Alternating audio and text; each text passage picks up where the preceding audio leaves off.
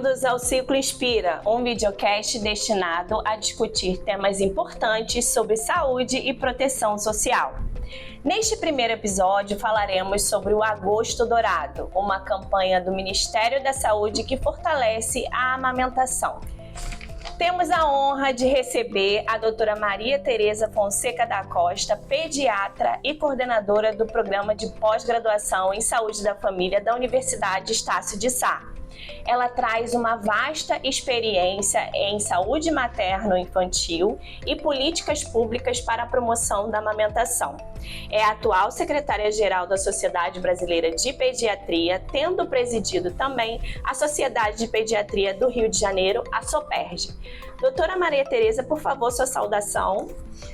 Prazer estar com você aqui, Flávia, com todo mundo. Espero poder contribuir com essa conversa tão importante, sobre a amamentação.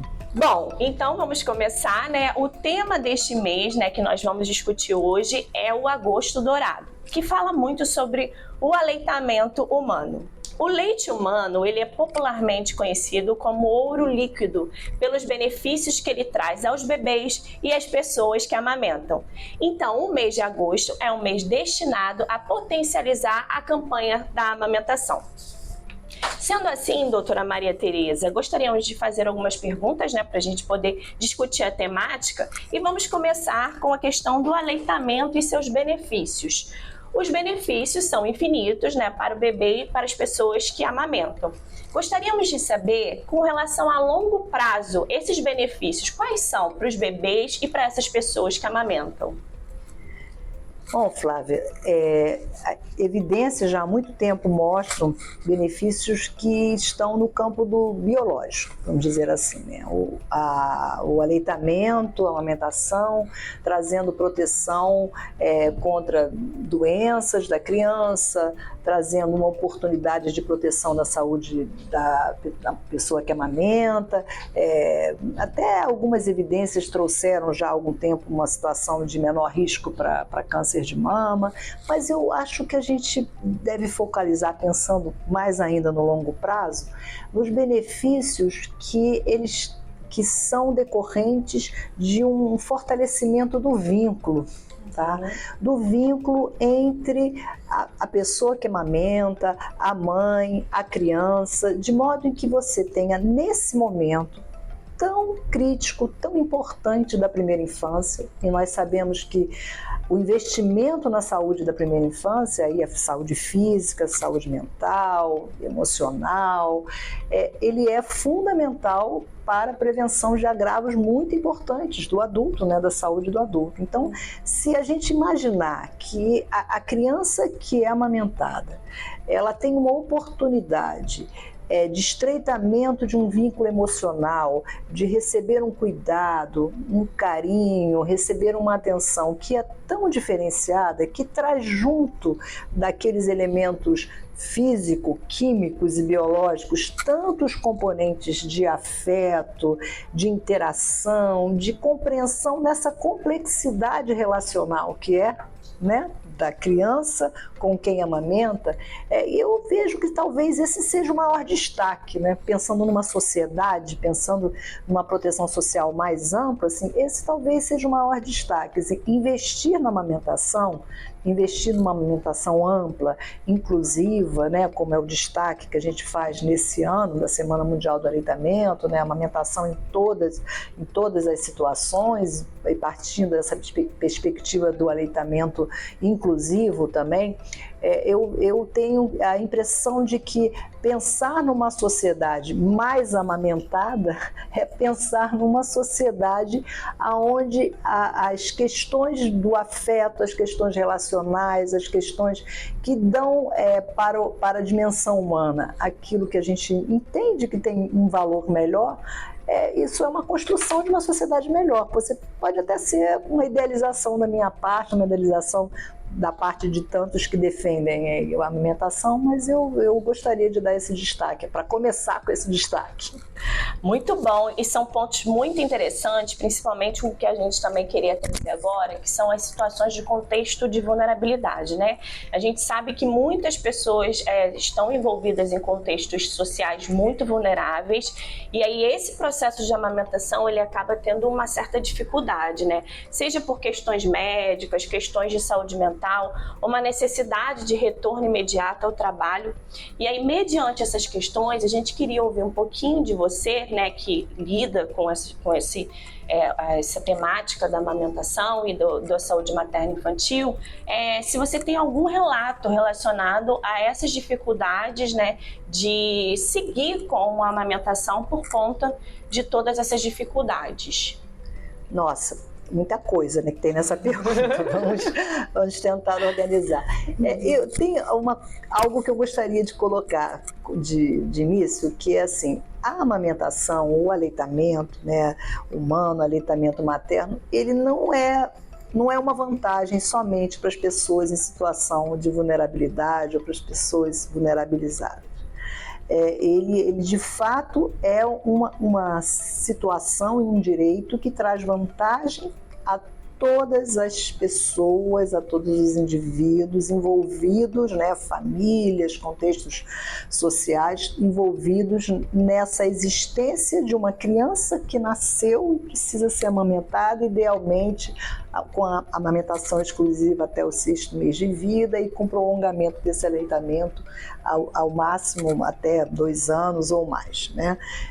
Então, ele é uma vantagem para todos. Agora, é uma responsabilidade nossa, profissionais de saúde, profissionais da assistência social, governantes, aqueles que têm poder de decisão, os empregadores. Toda a sociedade tem uma responsabilidade muito particular de reconhecer as situações onde essa atenção à proteção do aleitamento, ela se faz mais necessária. E aí aparecem as situações de maior vulnerabilidade. Os exemplos são muitos. É a mulher que precisa voltar ao trabalho, a mulher que não tem uma inserção de trabalho formalizada e que tem pouquíssimo tempo para permanecer no aleitamento materno, a pessoa que deseja amamentar e não está protegida pela legislação, porque não se enquadra numa situação de gênero, uma situação de irregularidade de trabalho que a proteja, né, como direito de amamentação, a amamentação das mães com deficiência, a amamentação da criança com prematuridade extrema, a amamentação da criança com deficiência, a situação da necessidade do leite, de bancos de leite. Então, são muitas as situações que mostram a complexidade que é esse apoio. Não é simples. Eu acho talvez uma coisa que seja que a gente tenha aprendido de lição no início das propostas do programa de incentivo ao aleitamento materno, é que a gente não pode simplificar uma situação que ela é tão interdependente da ação de tantos setores, né? Eu acho que pensando em promoção de saúde, assim, é muito uma representação da necessidade de um apoio intersetorial, de um reconhecimento de responsabilidades intersetoriais, para que todos possam enfrentar essa necessidade de apoiar. Quer dizer, a gente precisa, volta à primeira resposta, né? Enquanto sociedade, reconhecer a nossa responsabilidade e identificarmos, enquanto sociedade, reconhecer as nossas responsabilidades e identificarmos o que eu posso fazer no meu pedaço, né? No meu pedaço. Se eu trabalho na assistência social, se eu sou um profissional de saúde, se eu sou um empregador, quer dizer, se todos nos identificarmos como corresponsáveis para a promoção do aleitamento, para a promoção da amamentação, a gente vai conseguir superar melhor essas dificuldades que estão circunscritas na singularidade de cada caso, de cada família, de cada situação comunitária. Não tem receita não é uma situação igual para todo mundo. Há necessidade de se reconhecer aquele contexto comunitário, aquele contexto familiar, aquela situação de vida, de adoecimento. Eu posso ter uma situação de mãe, de mulher com adoecimento, né? Então, de criança também internada, de criança que precisou de internação hospitalar. Então, são várias as situações, além da pobreza extrema, além das questões de saúde mental. Então, todas essas situações devem ser singularizadas para que, num plano de apoio, né, a gente fala em plano terapêutico, eu aí sugeriria um plano de apoio, um plano de proteção, vários atores sociais possam identificar aquilo que cada um pode contribuir de forma integrada para a gente conseguir mais êxito em cada caso particular. Em cada caso particular, porque eu acho que eu penso que é o êxito em cada caso particular de aleitamento que vai nos possibilitar um aprendizado contínuo e vai nos fortalecer para uma proteção cada vez maior do aleitamento, da amamentação. Muito bom, doutora Maria Tereza, você trouxe questões muito importantes com relação à atuação dos profissionais das UBSs e da assistência social também, né, dos CRAs, relacionados a esse apoio, né, a essas pessoas em situação de vulnerabilidade. Agora, com relação à campanha do Agosto Dourado, qual seria, assim, ela consegue atingir de maneira real os territórios e as comunidades? O que você acha com relação a isso?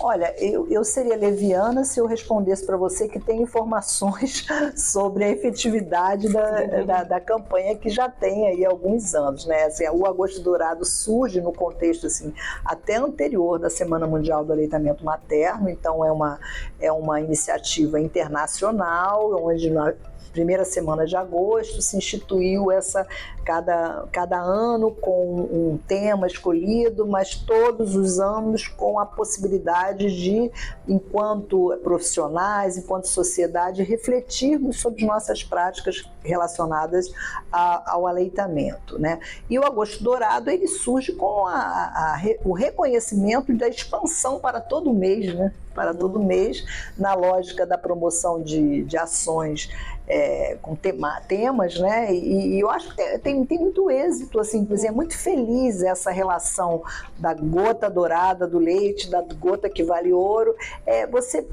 Percebemos que há uma ampliação, né, de conhecimento sobre isso, a imprensa de uma forma geral, a mídia, tem muita divulgação, os grupos de apoio ao aleitamento, quer dizer, todos os atores, né, de pesquisadores a profissionais de saúde, a grupos de mães, participam intensamente, né, as ONGs, da campanha. A Sociedade Brasileira de Pediatria tem uma história importante nessa campanha, na divulgação do Agosto Dourado, mas eu acho que assim, o resultado maior é uma certa organização de espaços de discussão, né, de espaços de discussão, onde a gente pode aprender.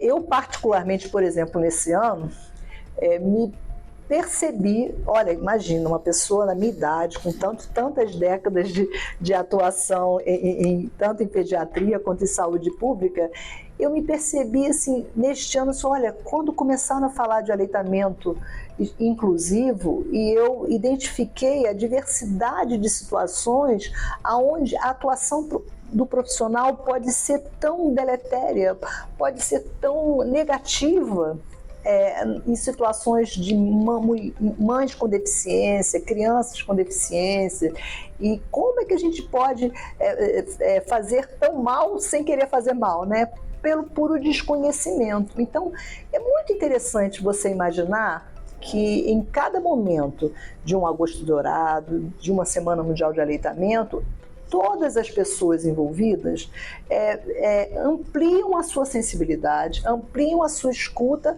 para aprender mais e cada vez mais sobre um tema que aí sim eu diria para você, são infinitas as possibilidades de aprendizado. Se são infinitas as possibilidades de ganhos para a saúde da criança e da mulher em relação ao aleitamento, à amamentação, são infinitas também as possibilidades de ampliação do nosso conhecimento, de aprendizado cada ciclo que se faz com esse marco datado da campanha, mas que a gente espera que ele permaneça depois, né? Porque é um envolvimento das pessoas, dos profissionais, que tende a ser aproveitados nos dias subsequentes, né? Isso que a gente espera, pelo menos. Eu não sei se eu respondi completamente ao que você queria, porque eu não trouxe evidências, né, quantitativas de resultados, mas eu percebo na própria experiência de uma pessoa como eu, com tantos anos de trajetória, assim, a cada ano a gente se surpreende com um detalhe a mais de que a gente precisa aprender para melhorar essa promoção do aleitamento.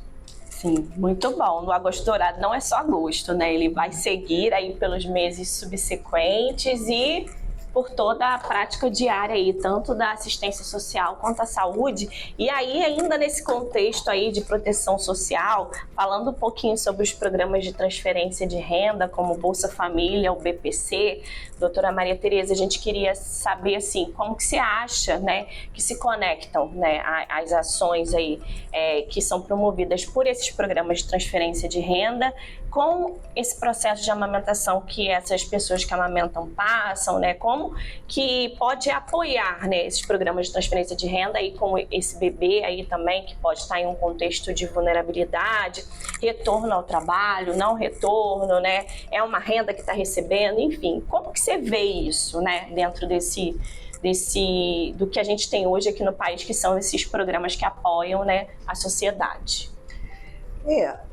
O fato de você ter uma transferência de renda que vai minimizar as situações adversas, né, desfavoráveis a um contexto familiar, um contexto comunitário, já indica a possibilidade de prolongamento daquele aleitamento. Indica a possibilidade. Não é só isso. Tá?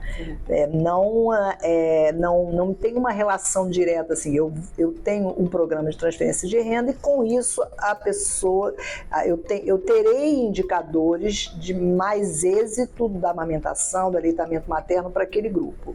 É preciso que esse contexto da transferência de renda, que aliás é o esperado, ele esteja imbricado numa responsabilidade de apoio mais diversificado possível, seja da unidade básica de saúde, seja da assistência social, né, dos centros. Porque você há de se identificar, aí eu volto às singularidades, às peculiaridades, o que cada situação naquele caso precisa de apoio diferenciado para que a gente tenha um maior tempo de aleitamento exclusivo, por exemplo. Né? O que eu preciso, o que eu posso fazer mais para que aquela criança possa ter um aleitamento exclusivo por mais tempo, na medida em que essa pessoa que vai amamentar, ela consiga ficar mais tempo sem precisar se afastar daquela criança por um tempo prolongado de vida. Eu tenho como orientar a retirada do leite, se ela precisa voltar, eu tenho como armazenar, eu posso apoiar com algum banco de leite, eu tenho como ter uma proteção social que implique maior permanência daquela pessoa em casa com mais tempo para o êxito daquele aleitamento exclusivo, principalmente, né, para evitar um desmame precoce que traz aí risco para doenças infecciosas, para diarreia, para desnutrição. Então isso é importante, né? Agora, é uma coisa que é muito interessante, assim, a gente precisa ter espaços de discussão sobre como enfrentar dificuldade de aleitamento. Eu estou falando assim, esse espaço nas reuniões de equipes da UBS, nas reuniões integradas que envolvam CRAS e UBS. Por quê? Porque a gente precisa aprender, precisa estudar. Aleitamento, para a gente apoiar, a gente precisa compreender. Não é alguma coisa que a gente coloca a mulher, a pessoa que vai amamentar, fica lá e amamenta, assim, como se fosse algo assim, da natureza, então tudo vai dar certo. Nada disso. São situações delicadas, de necessidade de apoio. Como é que eu vou fazer a pega?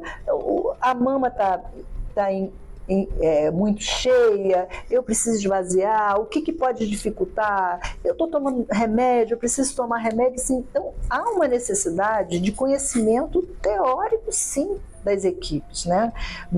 No encontro nosso agora, como esse, eu não consigo detalhar todas as situações, mas eu já aponto que a gente precisa estudar a amamentação, a gente precisa estudar aleitamento, como é que eu posso apoiar, como é que eu posso evitar, que ações ou que fatores minimizam o risco do desmame precoce, para que eu seja um agente efetivo de apoio. Tá? E não apenas um incentivador, assim como uma torcida de futebol. Tô ali torcendo. É mais do que torcida, você precisa estar do lado, né? Você precisa estar do lado. O meu maior exemplo disso é o meu próprio exemplo, como mulher que, ao amamentar um filho que estava internado na UTI, para precisar amamentar, eu precisei do apoio do grupo de enfermagem. Olha que eu já era médica, pediatra, conhecia tudo. Então, é o maior exemplo, é um exemplo de uma situação simples, mas que eu fui muito influenciada, foi super importante, foi estratégico para mim ter esse êxito a partir do apoio que eu tive, um apoio que me ajudou a retirar leite, a fazer uma transferência. Então, eu precisei disso. Então, todas as mulheres, e a gente vê isso quando a gente tem o cuidado com crianças, e a gente vê isso nos nossos exemplos familiares. São situações muito específicas que necessitam de apoio diferenciado, e a gente precisa estudar para isso. Como profissionais, estarmos preparados para isso. Nada melhor do que discutir isso nas nossas reuniões de equipe. Perfeito, casou um pouquinho com o que eu ia trazer agora também, né? Que é quando se identifica uma família em contexto de falta de proteção social, quais seriam as ações dessas UBS, desses CRAs para intervir nessa situação? Então é um pouco isso que você trouxe também, né? Reunião de equipe, discussão de caso, visita domiciliar, né? Compartilhar. Eu acho que é o conceito da clínica ampliada, né? Todos somos responsáveis e temos que buscar uma articulação profissional no setor saúde, mas com outros setores também, para poder conseguir os melhores resultados possíveis naquela situação. Como um plano terapêutico, o enfrentamento de algumas doenças, nesse caso, como um plano de proteção ao aleitamento. Gostaria de agradecer a participação da doutora Maria Tereza Fonseca da Costa, com seu vasto conhecimento, né? Flávia, eu é que tenho que agradecer essa oportunidade. Muito obrigada a você. Espero que tenha contribuído de alguma forma, colocando alguns pontos, pelo menos, para a gente continuar refletindo e progredindo no sentido da proteção do aleitamento. Agradecemos a todos vocês que estiveram conosco nesse primeiro episódio do Ciclo Inspira, onde nós debatemos o tema do agosto dourado e do aleitamento humano. Esperamos que todas as reflexões que trouxemos aqui hoje sirvam de base para vocês levarem no trabalho de vocês nos territórios e nas comunidades. Aguardamos vocês para os próximos episódios que acontecerão toda a última sexta-feira do mês e que sempre debaterão questões de saúde e de proteção social. Até a próxima!